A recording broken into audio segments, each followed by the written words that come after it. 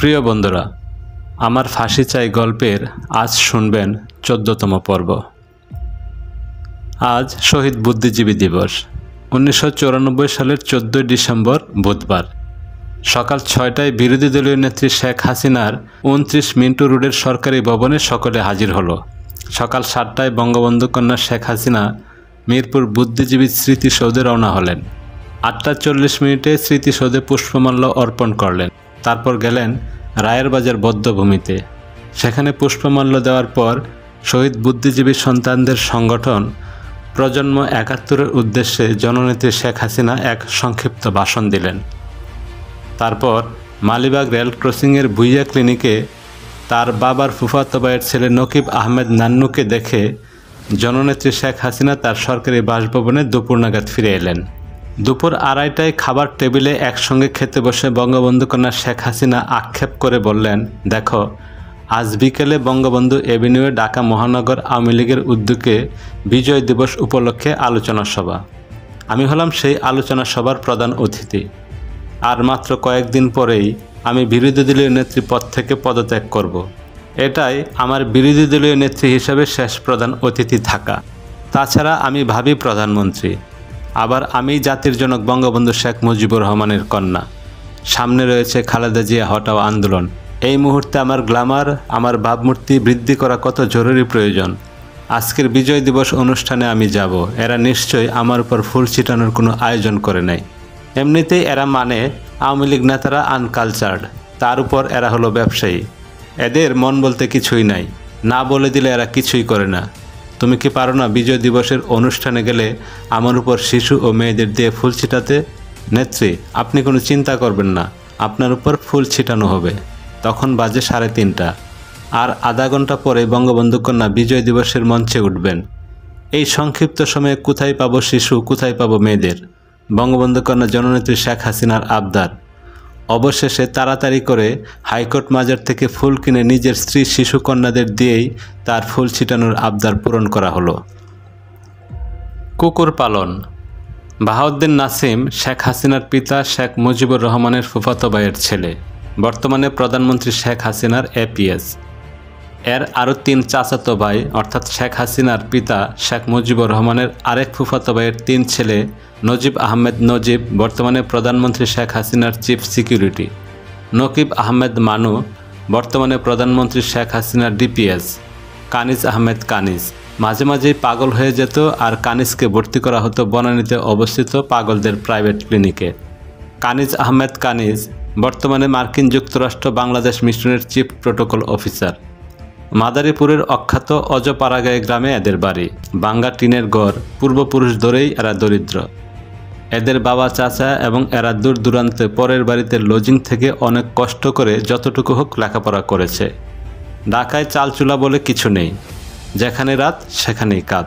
নিকট আত্মীয় বলতে সর্বসাকুল্যে বঙ্গবন্ধু শেখ হাসিনা।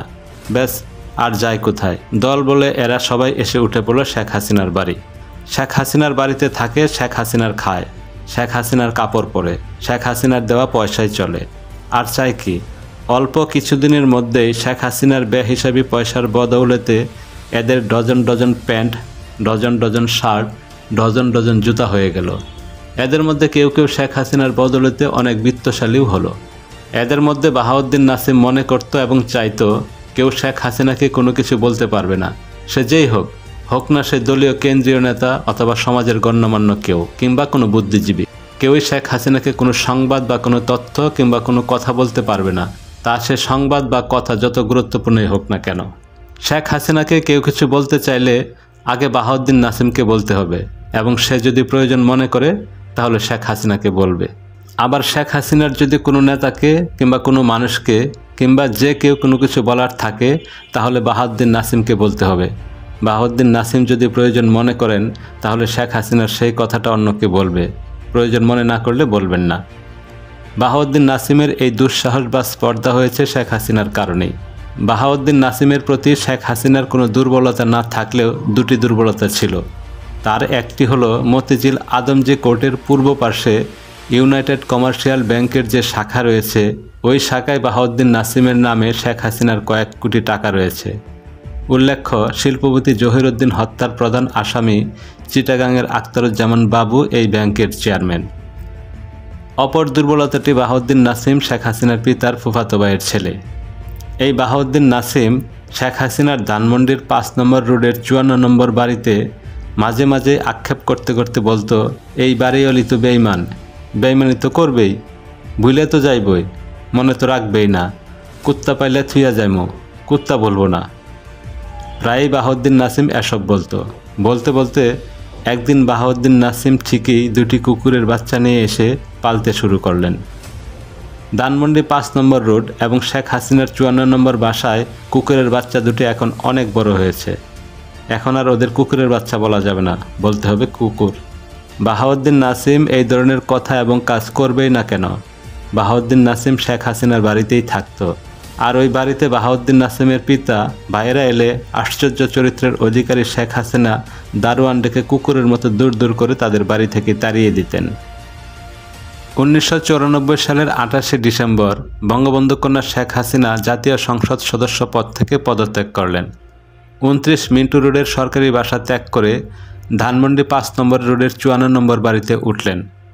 ধানমন্ডির ৫ নম্বর রোডের ৫৪ নম্বর বাড়িটির প্রথম ও দ্বিতীয় তলা শেখ হাসিনার পরিত্যক্ত স্বামী ডক্টর ওয়াজেদ মিয়ার নামে, আর তৃতীয় তলা শেখ হাসিনার নিজের নামে। শেখ হাসিনার অবহেলিত এবং পরিত্যক্ত স্বামী ডক্টর ওয়াজেদ মিয়া এই বাড়িটি করার সময় দ্বিতীয় তলা করার পর টাকা ফুরিয়ে গেলে শেখ হাসিনার কাছে ধার চান। তখন শেখ হাসিনা তৃতীয় তলা তার নিজের নামে লিখে নিয়ে তারপর ডক্টর ওয়াজেদ মিয়াকে টাকা দেন।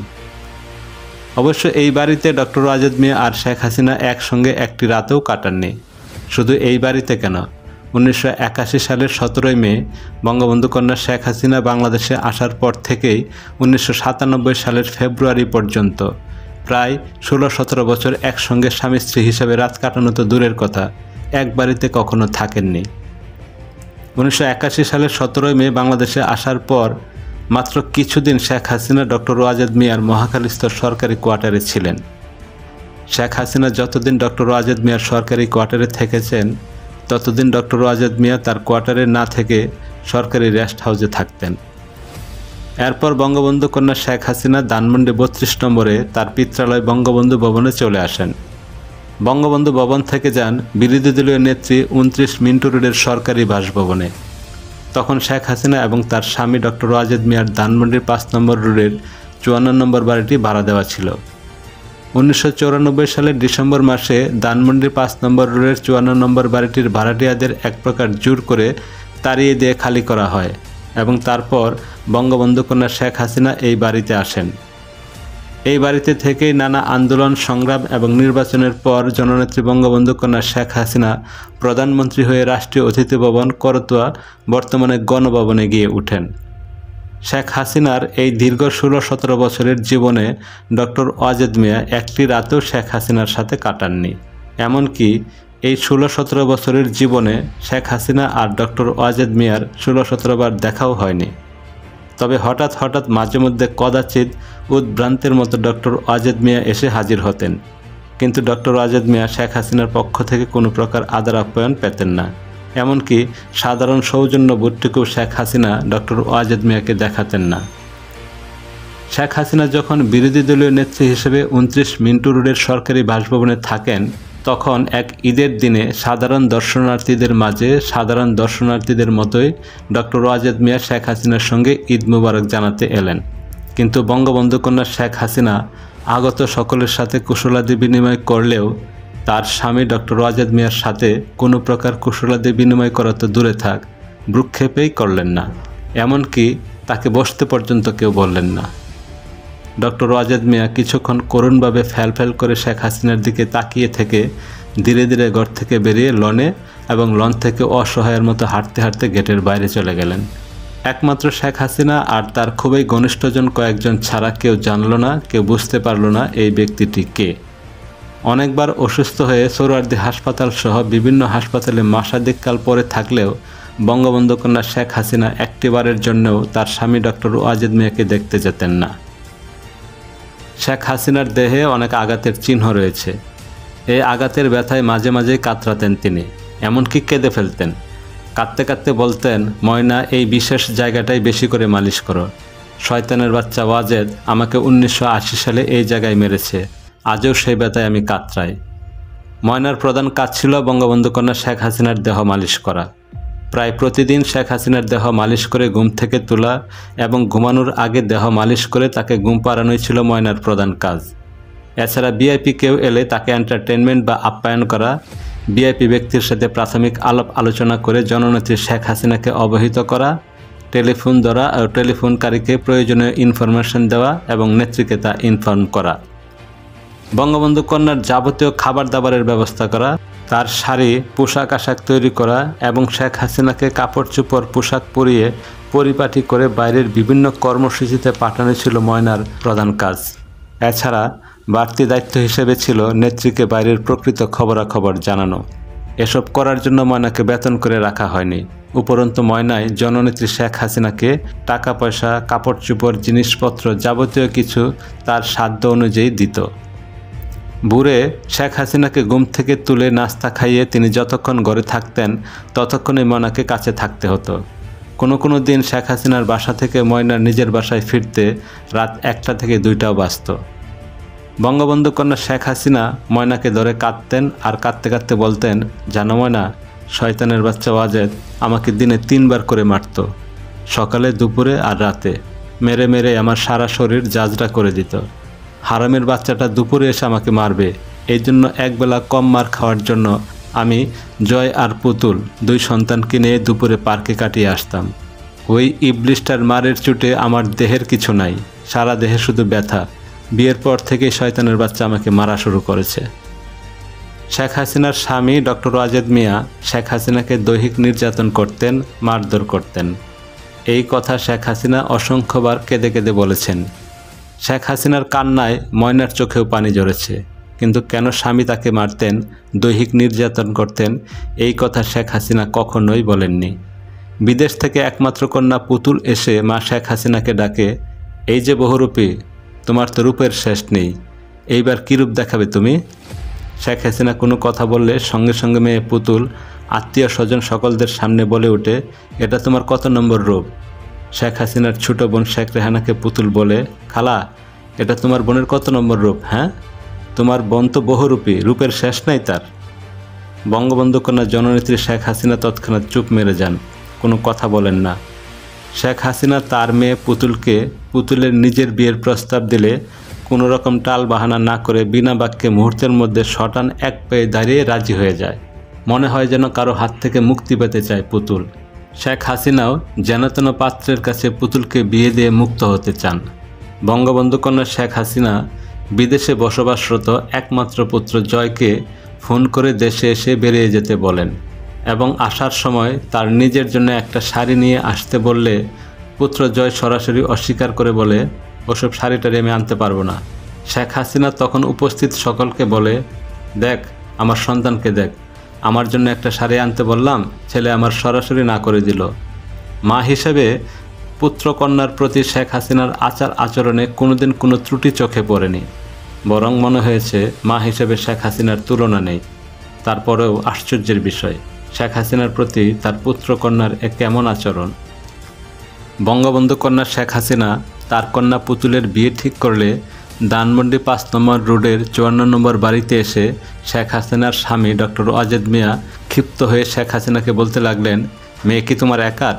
মেয়ে কি আমার না? তুমি রাজাকারের ছেলের কাছে আমার মেয়ের বিয়ে ঠিক করেছ? রাইফেল হাতে নিয়ে যে রাজাকারগিরি করেছে, মুক্তিযোদ্ধা মেরেছে, তার ছেলের সাথে আমি আমার মেয়ের কিছুতেই বিয়ে দেব না। তুমি আমার মেয়েকে ওই রাজাকারের ছেলের সাথে কিছুতেই বিয়ে দিতে পারবে না। জননেত্রী বঙ্গবন্ধু কন্যা শেখ হাসিনা বললেন, আমি মেয়ে বিয়ে দেব, পারলে তুমি ঠেকাও। ডক্টর ওয়াজেদ বললেন, তাই বলে তুমি রাজাকারের ছেলের সাথে মেয়ে বিয়ে দেবে? বঙ্গবন্ধু কন্যা বললেন, কিসের আবার রাজাকার ফাজাকার, আমার আত্মীয়, এটাই বড় কথা। সাথে মরলে আত্মীয়রাই মরে, দেখো নাই মুক্তিযোদ্ধারাই আমার বাপ মা ভাইদের কীভাবে মেরেছে। আমি আমার মেয়েকে এখানেই বিয়ে দেব, পারলে তুমি ঠেকাও।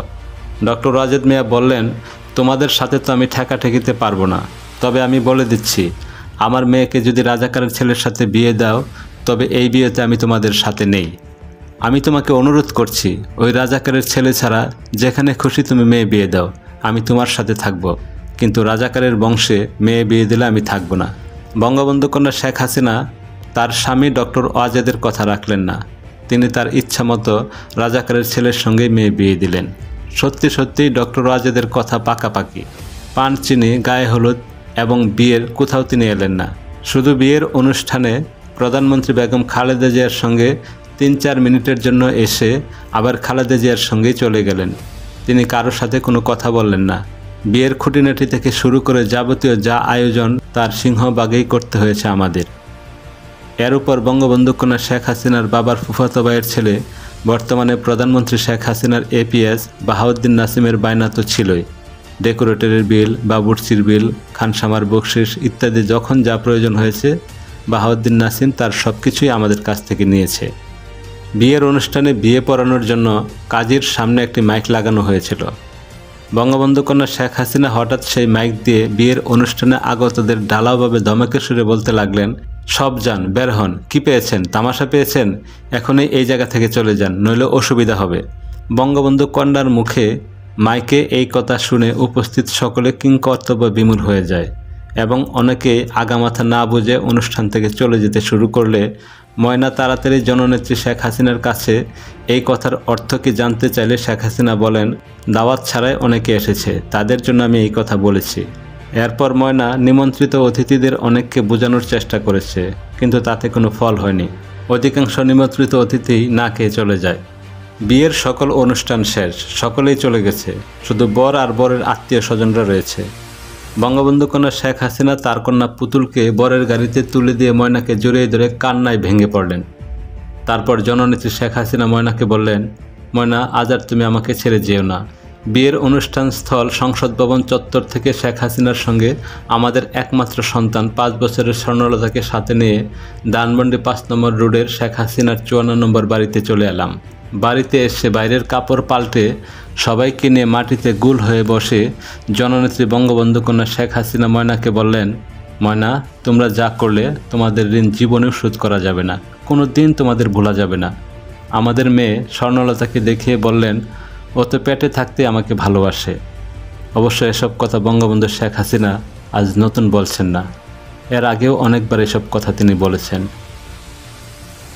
প্রিয় বন্ধুরা, এই ছিল আজকের পর্ব। পরবর্তী পর্ব পেতে চাইলে চ্যানেলটি প্লিজ সাবস্ক্রাইব করে আমাদের সাথেই থাকুন। ধন্যবাদ।